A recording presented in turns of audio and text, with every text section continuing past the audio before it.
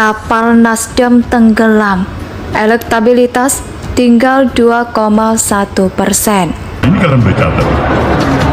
Jangankan menurun atau tidak lulus parliamentary threshold, tidak ada tambahan angka kursi parlemen satupun, itu artinya nahoda yang berbicara ini sudah tidak layak lagi memimpin Nasdem. Oke? Ada kekhawatiran ya Pak ya? Hah? Ada kekhawatiran ya Pak ya? Nah, saya udah katakan tidak ada tambahan kursi, itu artinya nahodanya out.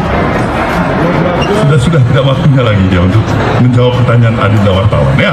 Sebetulnya kan pembicaraan mengenai dukungan Nasdem terhadap Anies ini muncul dalam 1 tahun belakangan ini ya, di kalangan elit, di media juga ada perbincangan tentang itu. Dan kalau kita lihat dari pergerakan suara Nasdem, ada penurunan yang cukup signifikan suara Nasdem dari Indonesia bagian timur dan tengah, di mana Indonesia bagian timur ini adalah salah satu lumbung atau basis suara Nasdem pada pemilu 2019 lalu. Pada pemilu 2019 Indonesia bagian timur itu Nasdem mendapatkan sekitar 13% dari sana.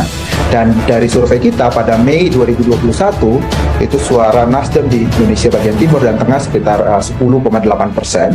Pada survei Agustus itu turun menjadi 3,9%. Jadi ada penurunan yang signifikan ketika isu Nasdem mulai ingin mencalonkan Anies Baswedan sebagai presiden. Kena satu masalah mungkin masih belum terasa. Kena 2 masalah mulai was-was. Kena 3 masalah mulai ragu. Kena masalah lain akhirnya mau tak mau jadi pesimis. Bayangan dan mimpi akan kesuksesan bersama Anies seolah buyar dan pecah berantakan. Nasdem hanya memikirkan enaknya ketika mengusung Anies, tapi tidak memprediksi faktor-faktor tak terduga lainnya. Optimisme di awal memang bisa bikin orang melayang ke langit dan lupa daratan. Indonesia sejak dulu kala tetap dipuja-puja bangsa. Sebuah survei terbaru membuat Nasdem semakin tidak nyaman posisinya, makin genting dan juga kritis. Anies juga masih belum bisa menunjukkan taringnya dan belum bisa menyelamatkan Nasdem yang hampir tenggelam. Lembaga survei Indeks Start melakukan survei pada tanggal 10-19 Oktober 2022. Survei yang dilakukan dengan simulasi terbuka tetap main pernyataan yang diajukan ke responden adalah jika pemilihan legislatif atau pileg dilaksanakan hari ini, partai politik apa yang akan dipilih? Hasilnya adalah seperti survei yang sudah-sudah.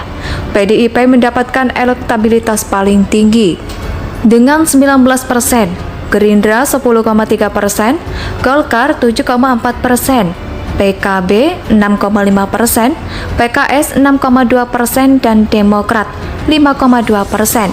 Sisanya tak lolos ambang batas 4%. Tragisnya hanya dapat angka 2,1%. Sedih banget, nyesek guys. Menurut Ketua DPR Nasdem Willy Aditya, Nasdem tidak mempermasalahkan. Menurut dia di survei lain, lolos satu survei dengan survei lain. Ada perbedaan hasil. Kalau di survei yang lolos, mereka bersyukur. Kalau disentuh yang tidak lolos, itu jadi catatan untuk mereka. Untuk mengidentifikasi penyebab sehingga mereka bisa memperbaiki diri. Willy mengatakan masih ada waktu 1 tahun lebih menjelang pemilu 2024. Masih ada banyak waktu untuk berpendapat. Dia lantas berbicara tren perolehan suara Nasdem dalam 2 pemilu terakhir lebih tinggi daripada dalam kondisi begini saja. Nasdem masih bisa menghibur diri, mulut bilang tidak apa-apa, tapi hasilnya sudah mulai was-was dan khawatir. Karena lembaga survei kredibel pun hasil surveinya sama, gak mungkin Nasdem santai menanggapi ini. Minimal gemetar dan jantung berdetak lebih kencang. Takut hasilnya sama seperti yang diprediksi survei. Saya sendiri juga gak paham dengan cara berpikir. Apakah Nasdem sama sekali tak pernah berpikir apa efek dari deklarasi Anies terhadap partai, image partai, identitas akan melekat langsung kepada jelaskan. Nasdem itu terlalu konyol, terlalu ngarep Anies Baswedan bisa menaikkan suara dan elektabilitas Nasdem. Padahal suara Nasdem sudah pindah ke partai lain, dulu dipilih karena mendukung Jokowi. Saat memilih mendeklarasikan Anies, otomatis pemilih Nasdem kabur. Mereka sangat anti dengan Anies. Mereka kesal sehingga memilih hengkang tempat lain. Sedangkan pemilih yang loyal terhadap Anies biasanya akan lebih memilih PKS. Artinya Nasdem harus rebutan suara dengan PKS dong, bahkan bisa jambak-jambakan kalau sudah kepepet. Suara PKS pun cuma segitu, nggak cukup besar. Ibarat kue kecil tapi masih harus rebutan lagi. Kalaupun menang, rebutan tetap saja nggak bisa membesarkan suara Nasdem. Dan ada satu lagi kesalahan Nasdem saat ini, mau menjalin koalisi dengan PKS, dan Nasdem dari hampir semua survei suara, Nasdem yang paling kecil di semua survei. PKS dan Demokrat selalu diprediksi lolos ke parlemen, sedangkan mayoritas menyebut Nasdem terancam gagal. Tapi yang kita lihat saat ini adalah Nasdem terkesan ingin mengingat mereka dan berlagak seperti partai dengan suara paling besar. Jelas saja PKS dan Demokrat agak risih. Mentang-mentang duluan mengusung Anies, Nasdem rasanya seperti ketua koalisi dan mau mengantang apa maunya agar cawapres Anies dari non-parpol PKS dan Demokrat tentu saja jadi ragu. Makanya deklarasi koalisi yang rencananya dilakukan tanggal 10 November batal. Ada terlalu banyak masalah yang sepertinya sulit diurai oleh Nasdem. Sebuah survei terbaru membuat Nasdem semakin tidak nyaman posisinya, makin genting dan juga kritis. Anies juga masih belum bisa menunjukkan taringnya dan belum bisa menyelamatkan Nasdem yang hampir tenggelam. Lembaga survei Indeks Start melakukan survei pada tanggal 10-19 Oktober 2022.